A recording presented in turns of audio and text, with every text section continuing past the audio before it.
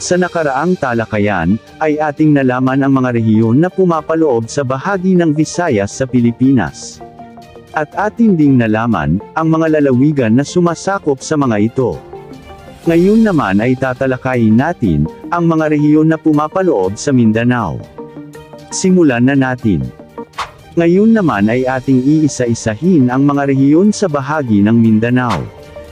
Sa bisa ng Executive Order No. 36 ng taong 2001, sa pamumuno ng dating Pangulong Gloria Macapagal Arroyo, nagkaroon ng pagbabago sa mga lalawigang nasasakupan ng mga rehiyon sa Mindanao. Maging ang mga pangalan ng bawat rehiyong ay nabago rin. Ang mga rehiyong na ito ay ang mga sumusunod. Region 9 na dating kilala bilang Western Mindanao Region, ay kilala sa ngayon na Zamboanga Peninsula Region. Ang Region 10 na kilala bilang Central Mindanao Region, ay napalitan sa pangalang Northern Mindanao Region. Ang Region 11 na dating kilala bilang Southern Mindanao Region, ay naging Davao Region. Ang Region 12 na ang mga lalawigan ay dating bahagi ng Central Mindanao, ay nahiwalay at naging Soxargen Region.